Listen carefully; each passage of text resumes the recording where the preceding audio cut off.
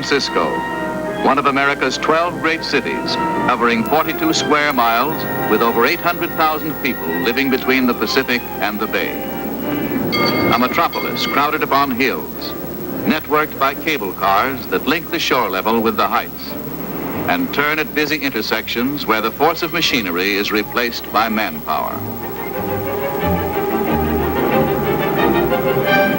The cars slide down 45-degree slopes, leaving the western city behind, entering another world, an oriental community, small in area and long identified with mystery and superstitions. A quaint, colorful tourist mecca with undercurrents of intrigue and violence. San Francisco's Chinatown. On the night of October 10th last, a short distance from the center of Chinatown, on a narrow side street, a young man approached an interior decorating shop owned by a woman named Lisa Marcel. Hello, Clifford. I expected you sooner. You had no trouble. Darling, I knew you'd get it for me.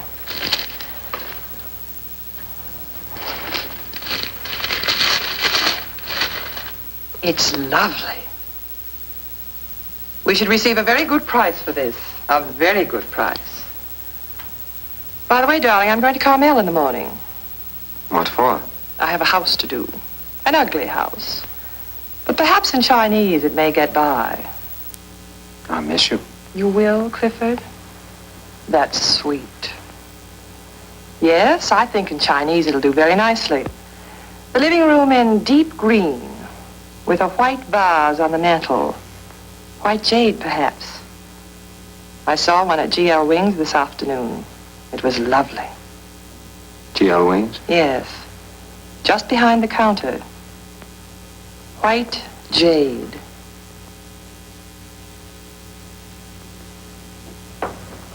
You will take care, darling. Don't I always? Will you be back tonight, Clifford? Yes. I'll be back.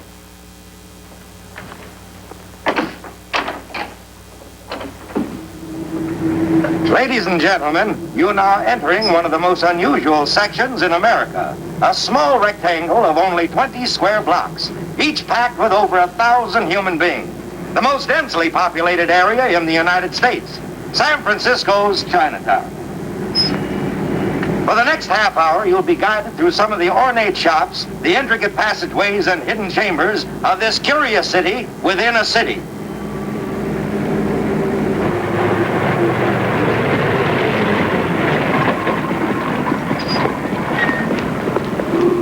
Take it easy, folks. Watch your step. All right, ladies and gentlemen, let's go. And remember, I don't want any of you getting lost in Chinatown, so keep close together. Just stay in one group and there's nothing to worry about.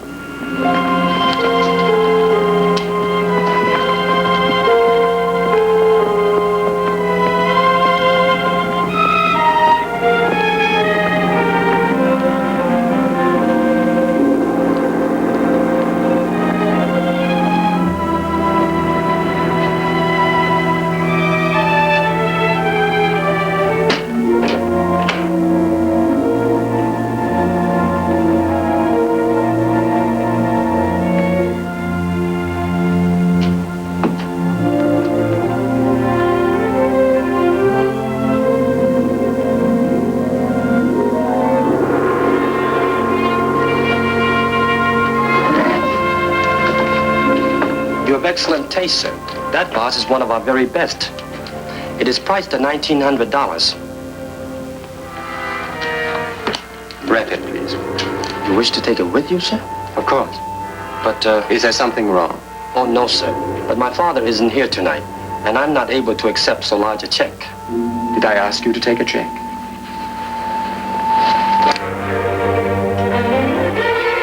Go ahead and wrap it. You were closing anyway.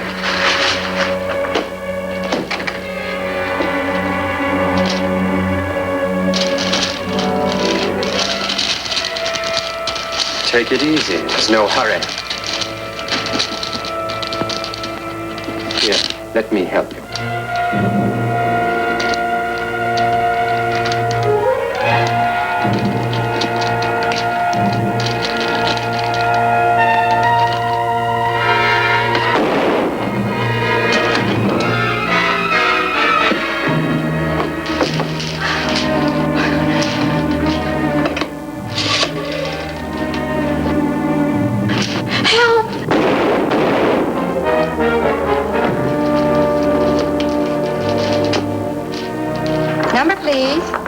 Julogi.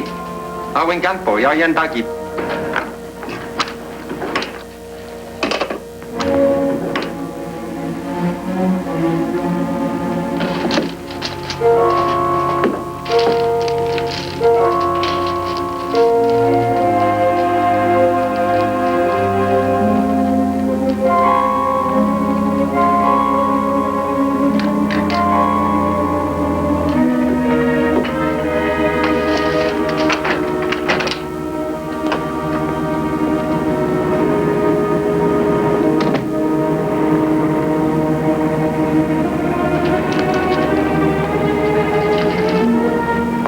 Proceed Chinatown, wing store, robbery.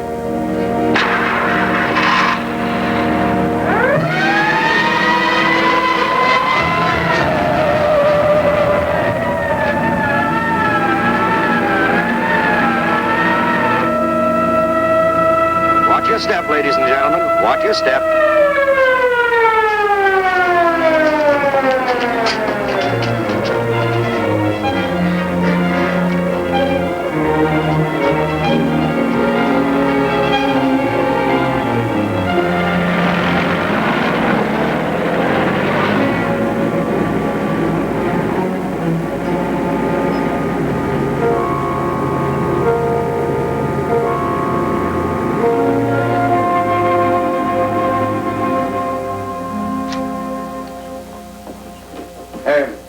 Try one from here, holding the counter.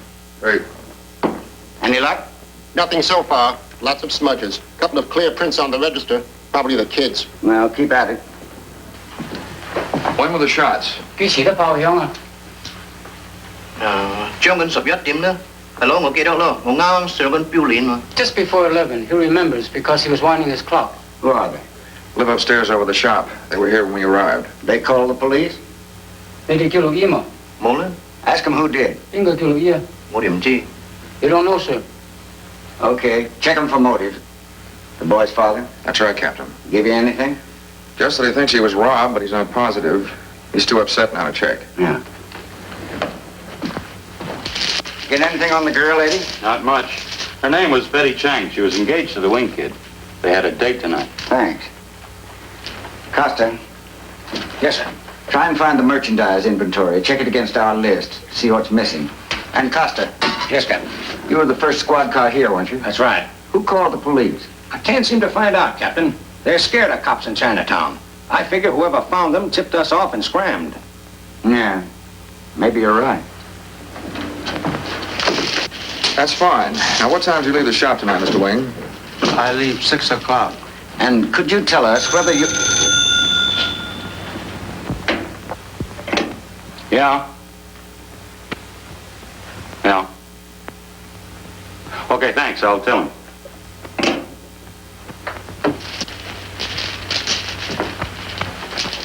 Receiving hospital call. Boy died in the ambulance. Thanks, Eddie. What about the girl? Still unconscious. Condition critical. She could recover. Okay. You better tell the old man that his boy died. Mr. Wing, your boy. No. Tell him in Chinese. Wing 大家，個仔過後啦。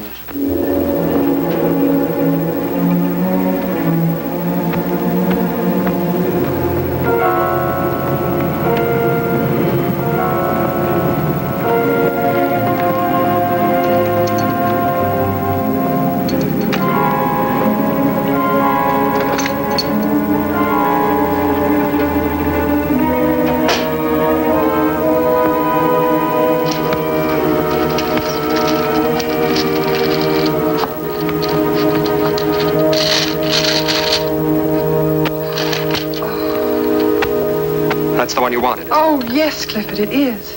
It is. It's beautiful, isn't it? You're the expert. Was it difficult getting it? No. No trouble at all. You seem a little nervous.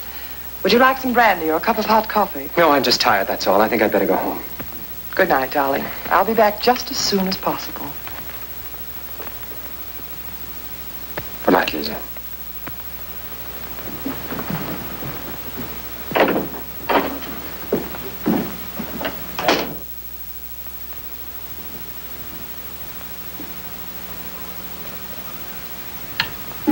On the lower slopes of Telegraph Hill, a half-mile north of Lisa Marcel's shop, the killer walked up the steps leading to a brownstone apartment building at 1164 Greenwich Avenue.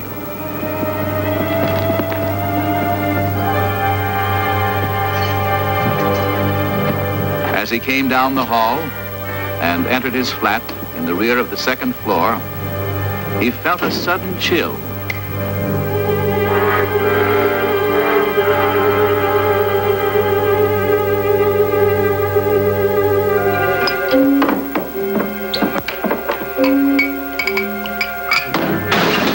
For the first time, his self-control was shattered, not by conscience or fear, but by a small parasite which had lived in his bloodstream for nearly 7 years, Plasmodium vivax, a germ of malaria.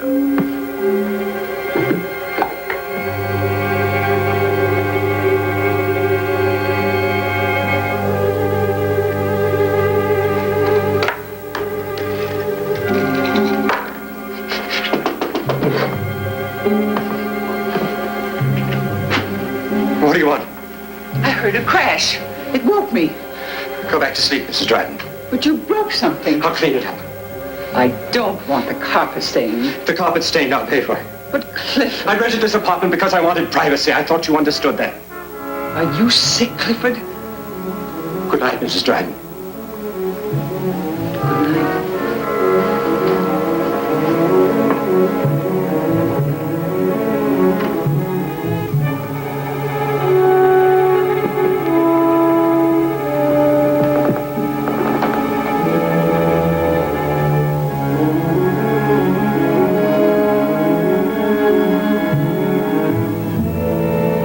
At 5:45 a.m., October 11th, nearly 7 hours after the police had first been notified of the Wing robbery and killing, Captain Howard Brown called a conference in his office. We haven't got much. When the girl comes to, we may get a description. What about fingerprints? Nothing. Girl's prints on the phone, but they were smudged. Get anything from the neighbors? Most of them heard the shots, but nobody saw the killer. Costa, how'd your inventory come out? An expensive jade vase is missing and a couple of smaller pieces, all top-grade merchandise. Looks like robbery, all right. Don't be too certain. Fred, check the relatives, both kids. These Chinese are strong on family stuff. Maybe somebody didn't want them to get married. Maybe somebody was jealous. Bill, get together with ballistics and see what conclusions they can jump to. Costa, I want you to find out who called the police. Sure. There are only 350,000 phones in the city and 1 million people who could have used any one of them. It's a cinch. Give me 20 minutes to find the right one, will you, Captain? I want time for a little breakfast, too. That's all, gentlemen. After working through the night without rest, the weary men started on their morning assignment. Well, all I know, Sam, is that we got the call from the operator down on the Chinatown switchboard. Came in at 10:52 p.m. Okay, thanks, Ruth.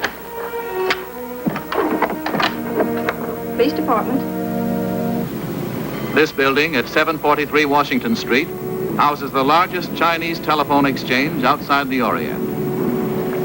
The girl operators, many of whom have inherited their jobs from their mothers and grandmothers, speak 5 Chinese dialects and know the names and numbers of over 2,000 subscribers, most of whom ask for their party by name alone. The day operators had no information on the call from the Wing store. Perhaps the girl who was on duty at 10:52 p.m. might remember. Her name, Hazel Fong, 618 Waverly Place.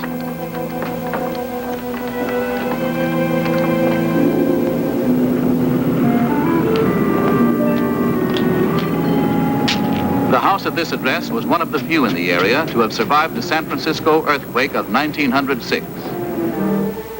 Lieutenant Costa just wanted to ask a few questions. Did Hazel Fong remember receiving a call from the Wing store last night? Hazel remembered the call well. It had come in just before she went off duty at 11. A girl's voice had said something that sounded like help. Then Hazel heard 2 shots. After that, a man said, "A robbery at Wing store. Call the police." Did she recognize the voice? No. The voice was not one she knew. He spoke Chinese in a Cantonese dialect. Do you think you'd recognize that voice if you heard it again? Yes, I think I'd know his voice if I heard it again. Of course, I couldn't be positive. Thank you very much, Miss Fong. You'll hear from us. I'll be glad to do anything I can, anything.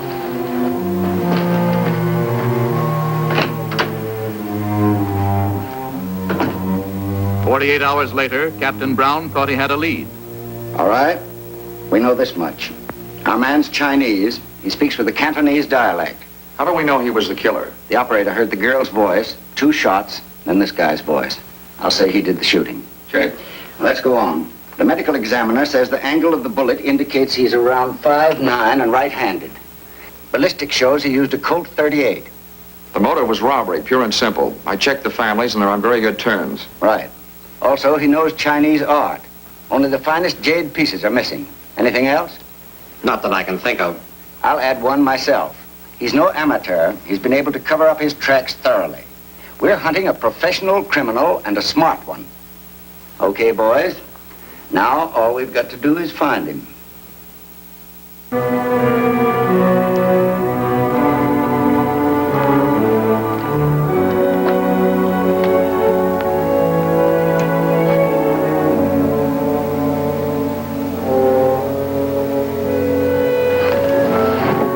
Here was the killer the police sought. Their description was quite accurate. He was 5 feet 9 inches tall, and he was right-handed.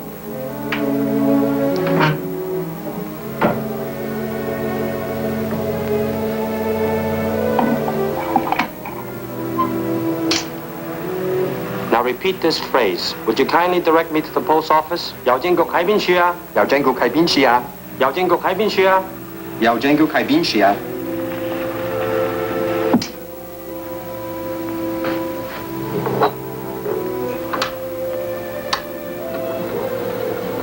Would you kindly direct me to the post office?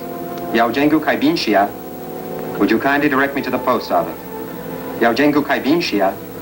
Captain Brown was also correct in that the suspect spoke Chinese with a Cantonese accent.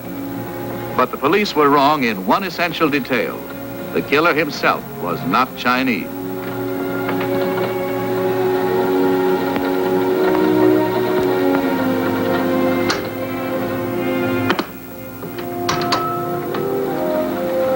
Would you kindly direct me to the post office?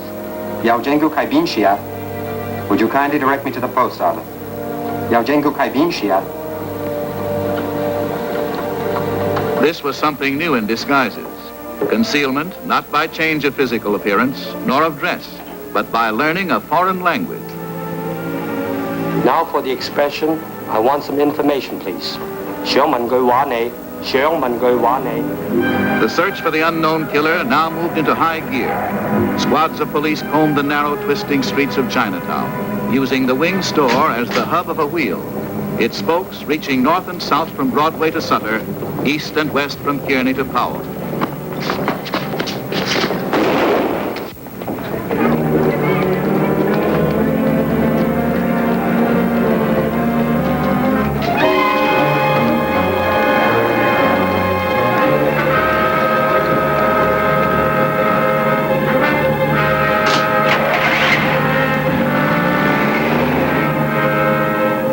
Criminals were apprehended and questioned.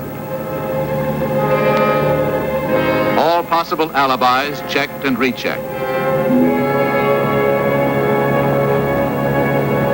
Every conceivable tip and lead explored, and dozens of persons were stopped, searched, and taken into custody. You ain't got no right to. Suspects were placed in front of a microphone. Hazel Fong, the telephone operator, listened as they repeated, "A robbery at Wing store. Call the police." 阿杰榮控訴叫喊查。 Once more. 阿杰榮控訴叫喊查。阿杰榮控訴叫喊查。 One other possible door remained open to the police. One way of identifying the killer. Detective Fred Morgan maintained a constant watch outside Betty Chang's hospital room, hoping she would regain consciousness and give a description of the person who had fired 2 shots into her body during the Wing robbery. A few feet away, Betty's parents, Mr. and Mrs. Liu Chang, kept a different kind of vigil. At 5:15 p.m. on October 14th, their waiting was ended. Now there was no living person who could identify the killer. The door which Morgan had hoped to open was closed by death.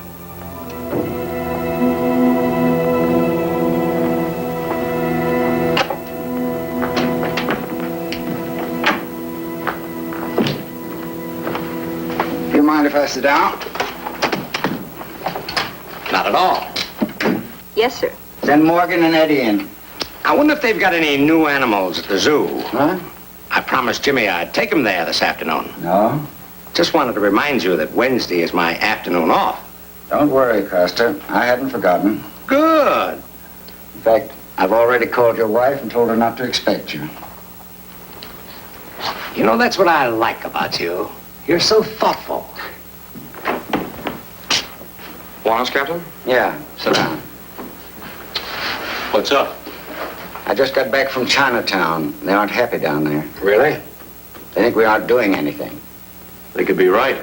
What's more, they're getting a little tired of being rounded up and questioned. Well, what are we supposed to do? Dream up the guy? We haven't had one suspect that looks even close. Maybe we've been going at this thing hind end foremost. Huh? We don't know what our man looks like. Agreed. But we know he stole a jade vase, and we do know what it looks like. Oh, manhunt into vase hunt. Here's a photo Wing made for an art magazine layout. What about other thefts of antiques? Yeah, that stuff stolen from the shop out in Seacliff. Maybe we can tie it up. Could be. No dice. That bandit was a young Mexican. Well, there was an expensive gold box lifted on Sutter Street a few days ago. By a stick-up man with an Italian accent. No tie-up there. Not unless he has 10 nationalities, including the Chinese. Well, what are you waiting for? A pat on the head? Well, what do we do with this? Get a cut made.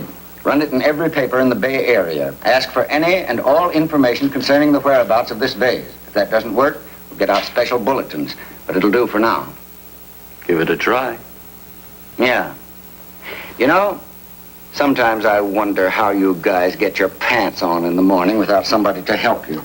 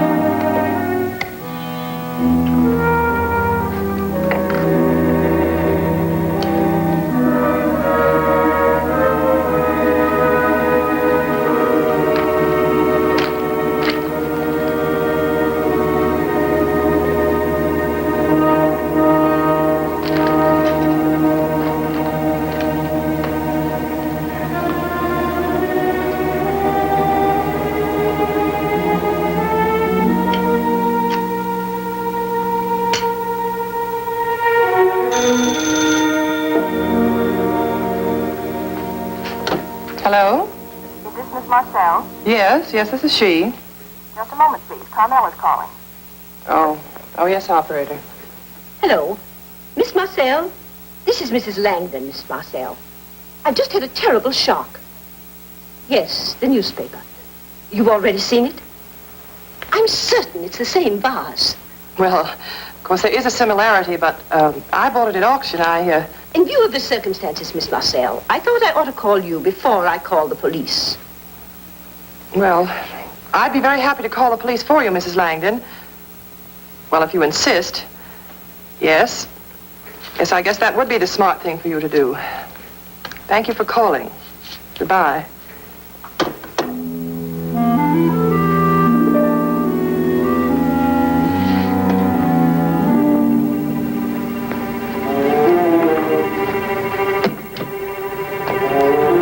Lieutenant Costa.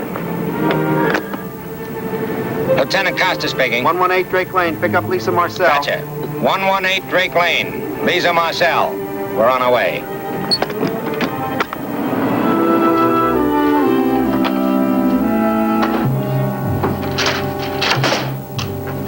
Welcome home, Lisa. Clifford, why didn't you tell me what happened at the wing store? Why did you let me find it out in the newspapers? Well, what's the difference? You've sold the vase, haven't you? Yes, that's just the trouble. Look, that woman in Carmel has already telephoned the police. They'll be here any minute. I've got to get away from here. I've got to. You're all packed. Darling, you must understand. We have to separate. I have to leave. It's dangerous for us to be together. But why, Lisa? Why must we separate? The police, if they find me here, they'll arrest me. What would happen if they did? Oh, Clifford, what are you driving at? What do you mean? Well, I've never seen you like this before, Lisa. You're frightened. You're really frightened. Why? I know what would happen if you were arrested, Lisa. You'd tell them about me. Wouldn't you? No, Clifford, no.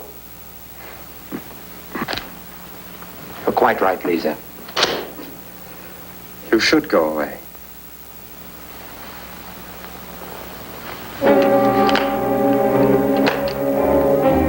Clifford, what are you...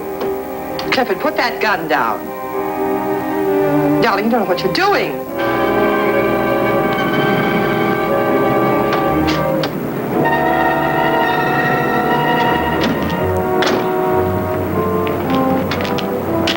Eddie, you go through the alley. Right.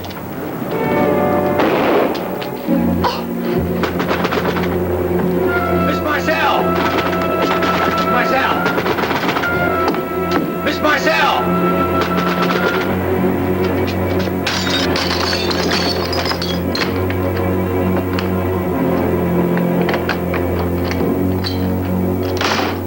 Miss Marcel!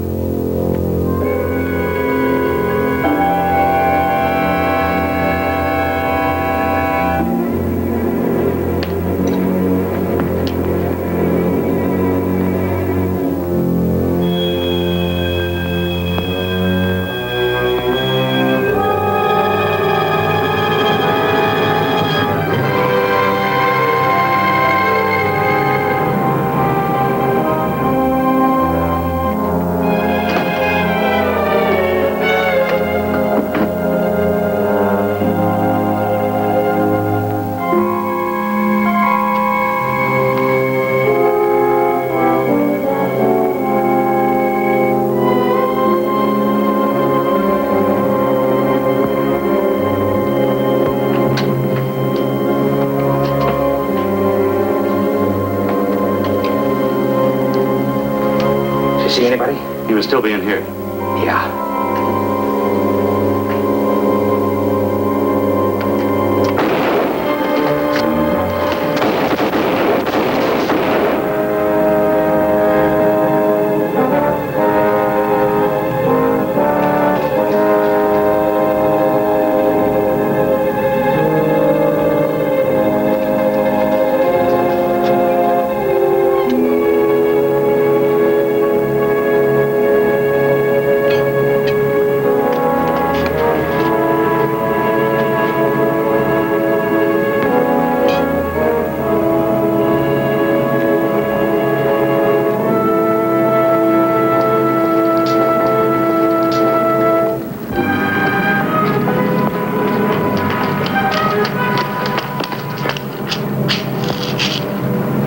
Lost him. Yeah. Did you get a squint at him? A quick one. Funny, he didn't look Chinese to me. Me either. Come on, let's get back to the station and fix that hand. Yeah, might as well.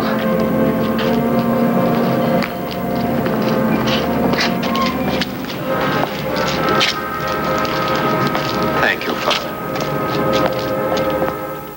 Schmidt, a 62-year-old rubbish collector, made an interesting discovery in the alley between Drake Place and Waverly.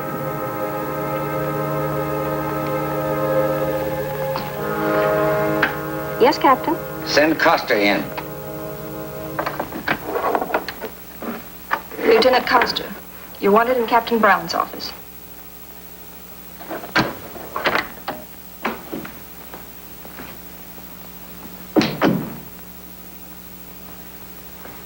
Where'd you lose that guy last night? In the alley between Drake Place and Waverly. Why? This looked familiar? Yeah. Very. That's something to start on. In the garment district, police could get no information, except that the top coat was retailed by several local stores. At one of these, the trail ended. The coat was shown to several clerks in the menswear department. After examining the garment, John Winston, one of the salesmen, remembered selling the coat. But it was a staple item sold for cash, and no record of the customer could be found.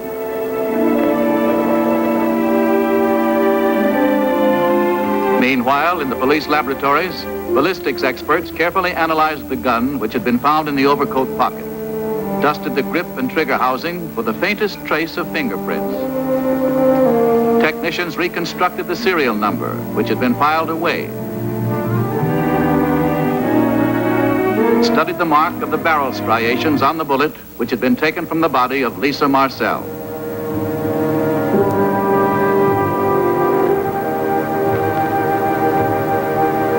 Upon comparison, the results proved conclusively that the weapon which had killed her had also been used for the murder of Joe Wing and Betty Chang.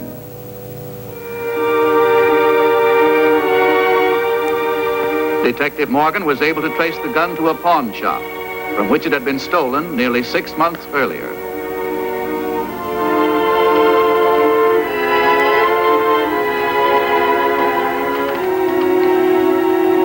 All right, so the gun was stolen. And the coats led us up a blind alley. What are we supposed to do now? Who's got a match? Well, what's our next move? Maybe we should put an ad in the Gazette. You know, found, one top coat, slightly worn. Killer who left same in Chinatown incinerator can claim same. San Francisco police. Very funny. I suppose you guys think the coat chapter is ended. Well, most coats go to the cleaner once in a while, I think. It's a long shot, Costa. But the only thing you've got to do now is to find out which pants presser put his tag in there. Me? I thought this was my afternoon off. You know, the one you owe me. Turn up the killer by noon, and I'll take it under consideration.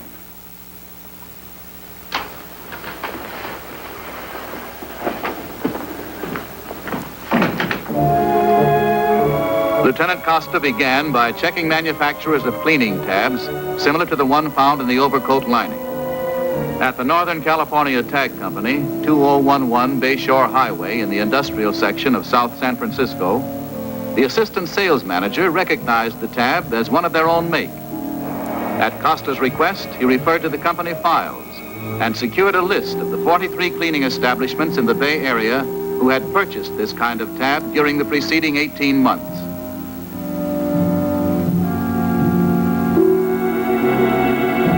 Costa carefully noted the names and addresses of the 43 dry cleaners and made himself an itinerary which during the next 2 days took him from the waterfront district along the Embarcadero all the way to Chinatown. By the time he had passed the intersection of Grant Avenue and California Street, he had checked 23 cleaners and dyers off his list. Number 24 was the quality cleaners on Grant Avenue.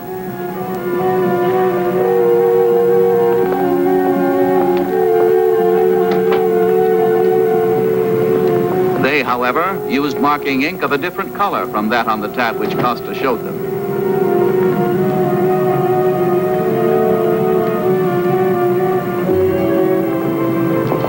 Number 25 was Sam Chang's Laundry and Cleaning, a block and a half north.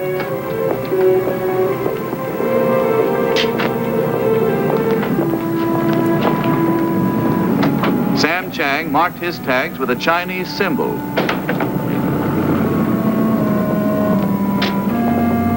So the search continued.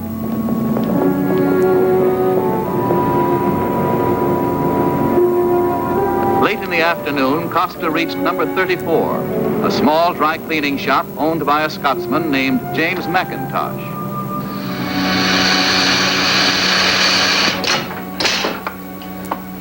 Aye, that's my tab. Then you recognize the coat? I didn't say that. Well, you must have some idea who it belongs to. Well, I didn't say I do, and then again I didn't say I don't. I do. Well, it belongs to a young fella. Dark, kind of thin, but I didn't know his name. He's cash and carry. Any idea where he lives? I'm not sure. Could be around the corner on Greenwich Avenue. I think I seen him coming out of Mrs. Dryden's. How do I get there? Second house up from the corner. Thank you. He seems a nice lad. Has he been up to some mischief? Yeah, you might call it that.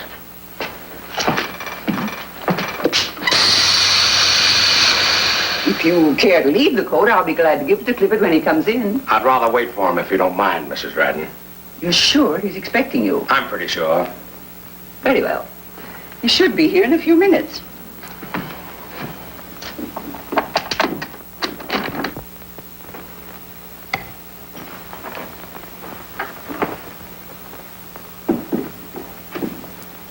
Won't you sit down? No, thank you. Quite a place. Oh, yes. Clifford did the decorating himself. He has excellent taste for a young man. Seems to be a record collector. I suppose so. Oh, Clifford wouldn't like you to handle those. He's very fussy about his things. I'll bet he is.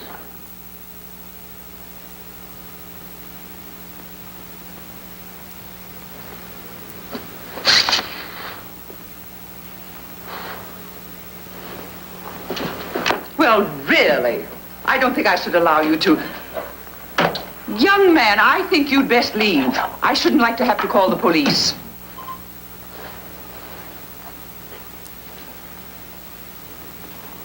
Well, what's this? I'm sure I don't know. Would you kindly direct me to the post office? Yaojengu Why, Kaibinshia. that's Clifford's Would you voice. kindly direct me to the post office? Yaojengu Kaibinshia. So Clifford likes to study languages. May I use your telephone? Why, yes, the one in the hall. Thank you.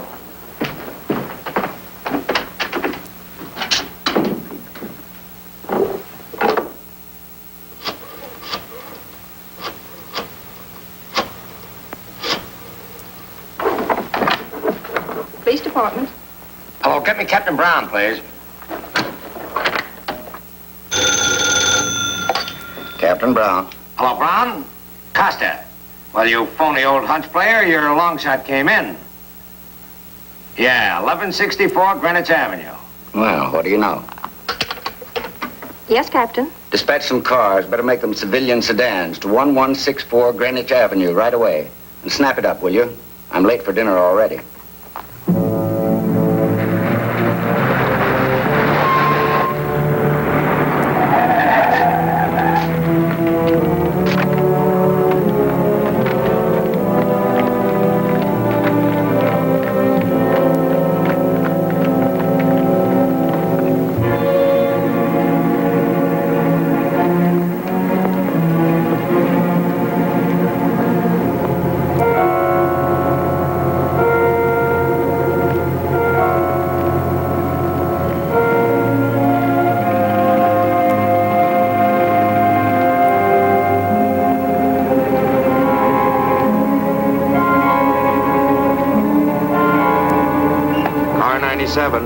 Car 97, a holdup in progress at 1223 Market.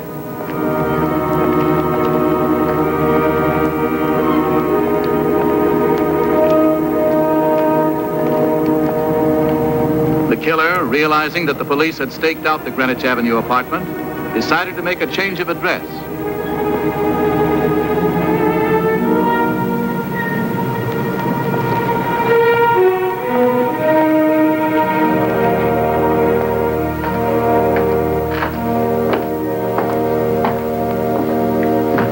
I'd like a room. Yes, sir. Have very fine room. Come, I show you.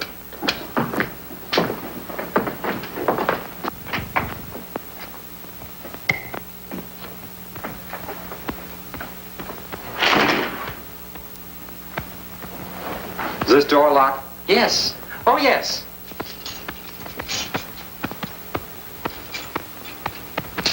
I'll keep this.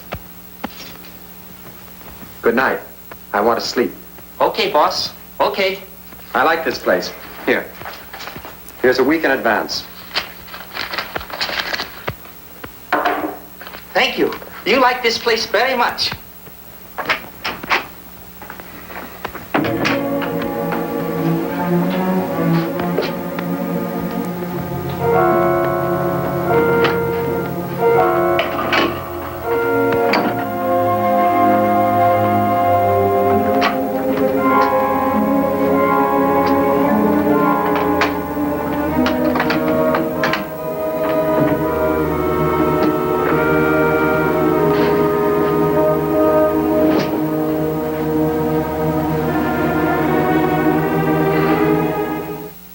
working on their first tangible discovery, the wire recording.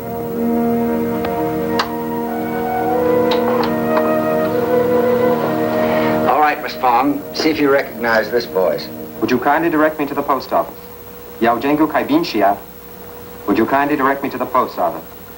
Yao Jengu Kaibin Shia. Yes, that's the man. I'm almost positive. Yes? Send Morgan and Eddie in. We're going into the recording business. The recording of the killer's voice was shipped to a record manufacturer in Southern California. Here, the wire was cut, transcribed, and pressed into the wax grooves of several hundred records. A few hours later, the pressings were ready to be air expressed back to Captain Brown's office in San Francisco. Do you know this man? His name is Clifford Ward, but he may be using an alias. He's about 28, 5 feet 9 inches tall, slender, dark brown hair and eyes. He speaks several languages. Have you heard his voice? Listen. I want some information, please. Shungman Gaiwane. Shungman Gaiwane. If you recognize this voice or know a man answering this description, please call the San Francisco police at once. The records were distributed to a special police detail, who in turn were instructed to distribute them to all persons who might conceivably come in contact with the suspect and recognize his description and voice. Do you know this man? Among the groups who listened and tried to identify the voice were telephone girls on all exchanges. He's about 28. Waitresses at drive-ins and cafes, bartenders, hostesses, and other restaurant employees. He speaks several languages. Have you heard his voice? Listen. I want some information, please. Shungman Gaiwane. Shungman Gaiwane. Bus operators, cable and streetcar conductors, and taxi drivers all over the Bay Area. Please call the San Francisco police at once. Meanwhile, a 24-hour guard was placed outside the apartment building in which the killer had lived at 1164 Greenwich Avenue, on the off chance that he might return for some of his property.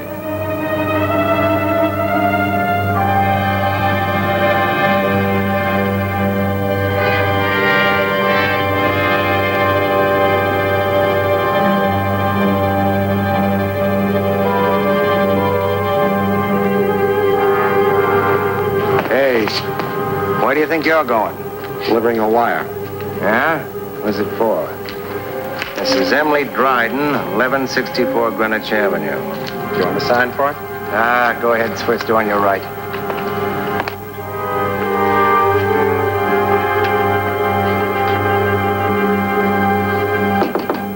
Who is it? Telegram. A moment, please. Yes? Clifford. Come out here. What do you want? Come out here. Open it. Oh, I haven't the keys with me. Open it.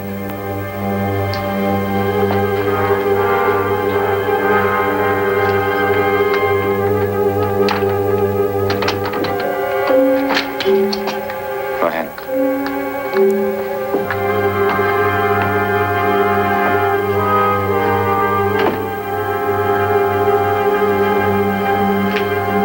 Sit down.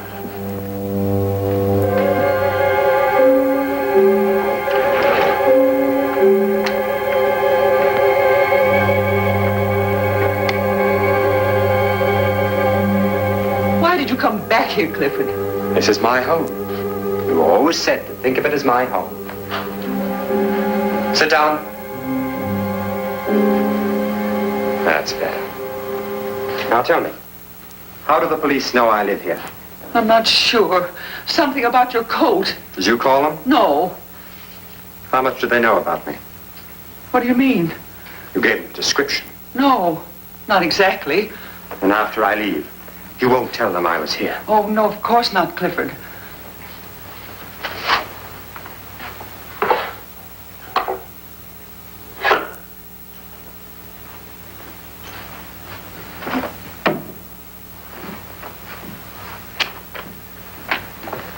What are you going to do, Clifford?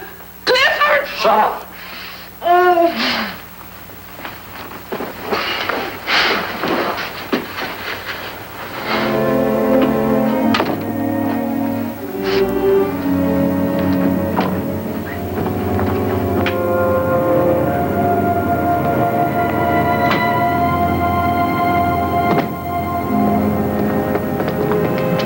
Find her all right? Yeah, business is good. She gave me a return wire.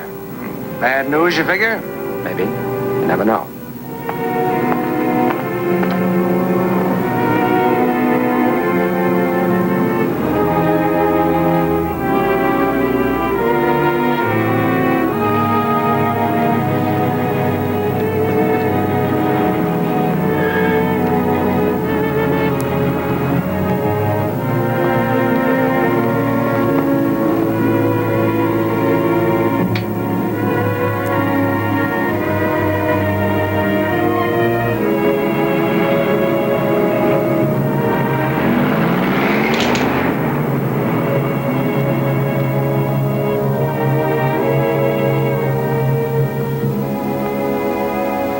You heard me, gentlemen. 1 big week. 7 days, the commissioner said. If we haven't got Clifford Ward behind bars in that time, we can all look forward to an early retirement from public life. Today was the day I planned to take my kid to the aquarium. Tough.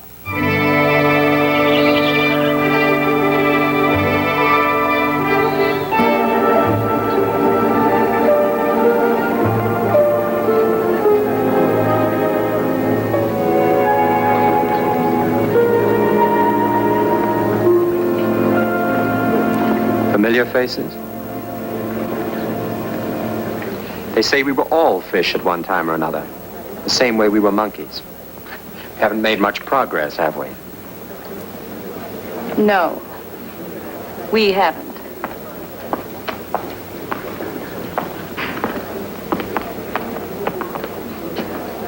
Is he usually late? Who? Well, whoever it is you're waiting for. I mean, isn't he usually on time? Please, I'd rather... I know of a wonderful little place for dinner. Thank you, but I'm waiting for someone. It isn't your husband. No, ring. Do you know if there's a telephone here? Must you call him? Yes, I have to. Not if you don't want to. I'm sorry, but... I'm sure you must be a stranger in San Francisco. Who'd know if you went out with another stranger? What harm could it do? None, I suppose. We could have dinner and a ride in a cable car. I'll bring you home whenever you like. Well, I don't usually... Oh, you understand. I understand, but this is an exception. It would be, if I went with you. Well, all right. I don't like fish anyway. While the police searched desperately for the killer, he was taking his companion sightseeing on a cable car. They ate lobster at Fisherman's Wharf, visited Golden Gate, the Museum of Art, and at the Palace of the Legion of Honor studied Rodin's classic statue of the thinker. In 5 hours, hundreds of people saw him and the girl, spoke to them and served them food without the slightest thought that here was the man the police were seeking.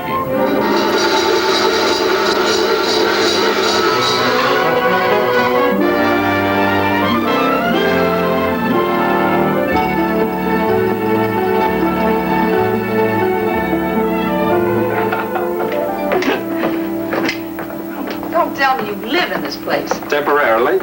I think I better go home. Oh, have a drink first. All right. At least it's local color.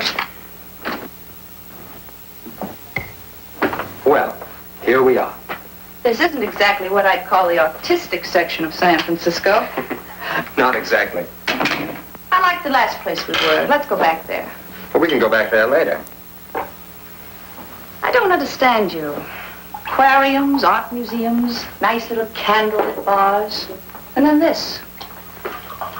You're very inconsistent. Very inconsistent. Not when you know me bad. Be careful, you spilled my drink. I'm sorry. I'll make you another one. Oh, don't bother. I really should go. It's no bother. You're a very paradoxical young man. I've decided that. Have you? What's the matter? You all right? You can't handle your liquor very well, can you? It's not the liquor. What's wrong with you then? I'll be all right in a moment. I better call a doctor. No, no. But you're sick. Just leave me alone. Please let me call a doctor. Would you please go? Well, I'm only trying to... Get out.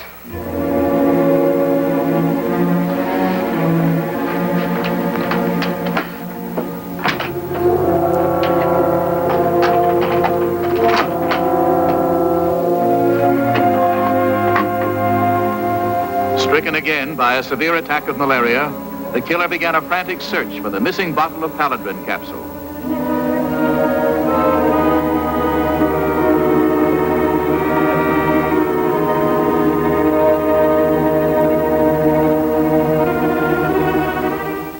I'm sorry. I can't sell you Paladrin without a prescription. But I've just had an attack. I may have another. Well, don't you know a doctor? There isn't time. If I can let you have a little quinine. Yes, but that's no help. No Paladrin without a prescription.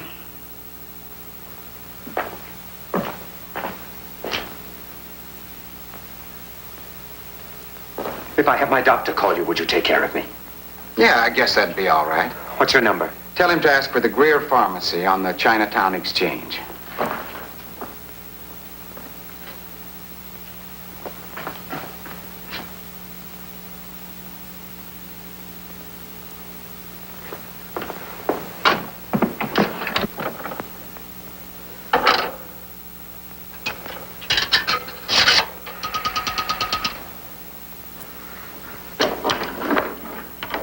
Number, please. Give me the Greer Pharmacy, please. What number, sir? I don't know the number. The Greer Pharmacy.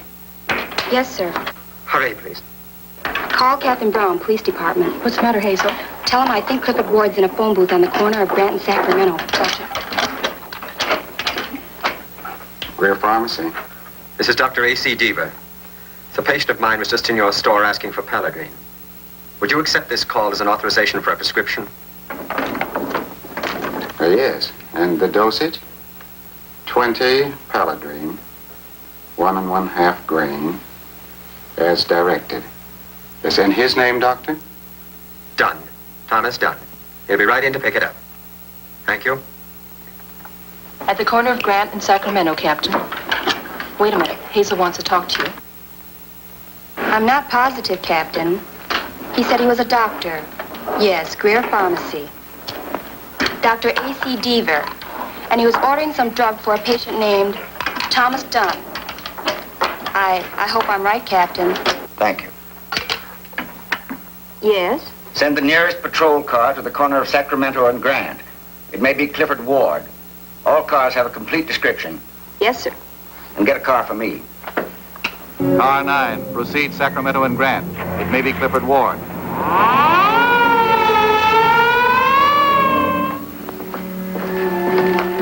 It's all ready for you. Mr. Dunn, are you all right? I think you better take some of this right away. I'll get you some water.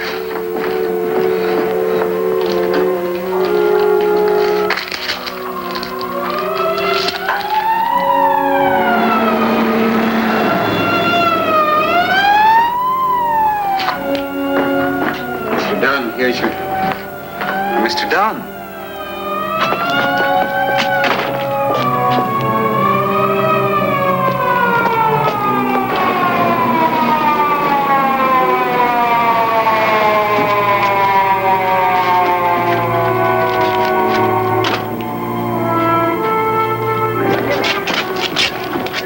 Back door. Come on. The police were already too late. Clifford Ward had slipped away in the gathering crowd. But this had been very close. The druggist still had a complete mental picture of the customer who had so urgently needed Paladrin and had so quickly departed. Yes, he was dark. Dark hair, dark eyes, about 5'9". A nice-looking boy, exactly Mrs. Dryden's description of her missing tenant. Hazel Fong had been right.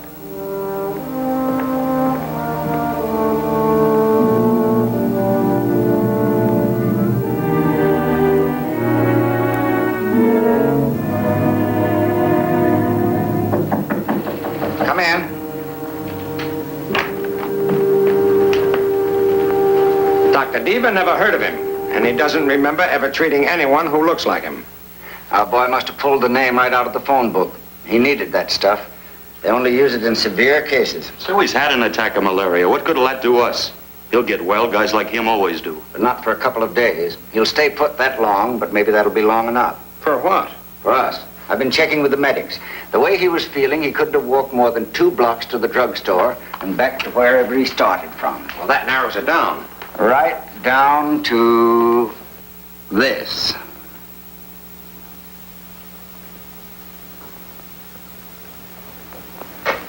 You know what he looks like. You've heard his voice. You know where he is within a couple of blocks, where he'll be for the next 12 to 24 hours. You've only been given 4 or 5 buildings apiece, but don't let that make you think it's going to be easy. There may be as many as a couple of 100 people in any one of them. You'll be making the rounds as census takers. You've got identification to prove it. Ward may be living alone. He may be living with Chinese. He may be hiding somewhere. We don't know. If you find him, don't try to take him yourself. Anybody. He's sick, but he's a killer. So report. Well, that's it. Oh, one thing more. If you don't get an answer someplace, keep pounding on the door. Do something to make them open up. If you still can't rouse anybody, make a note of the address and we'll go back. Well, you've got 24 hours.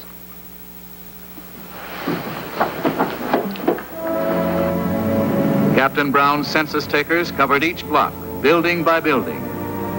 Each building, door by door. In one of these places, a killer was hiding.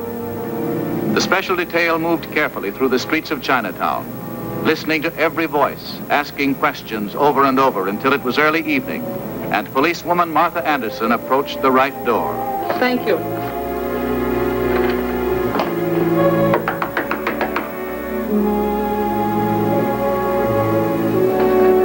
Is there anybody in here? Maybe yes, maybe no. Thanks. Anybody home?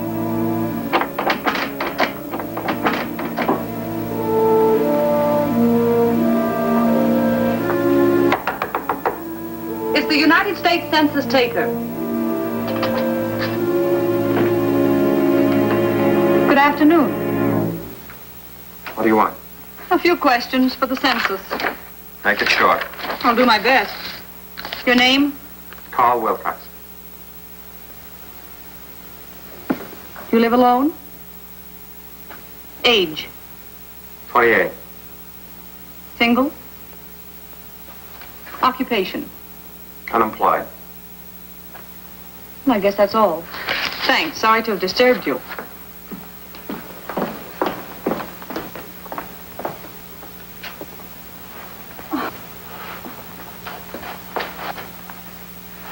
There's another room. I almost missed it. I don't want San Francisco to lose population on account of me. Who's there? I'm the census taker. I'd like to ask a few questions. How many people live here?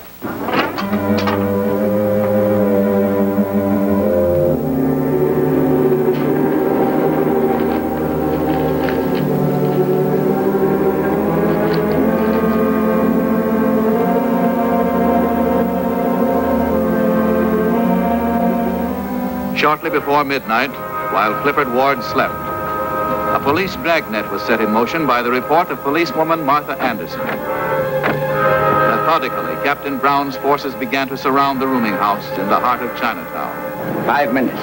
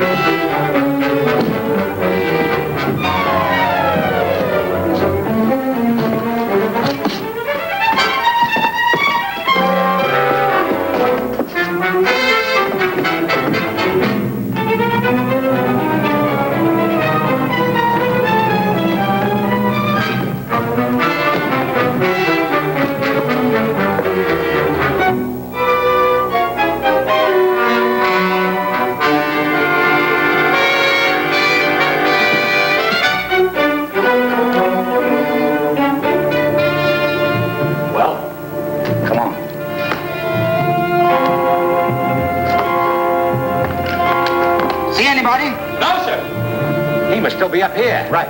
I'll take the far side.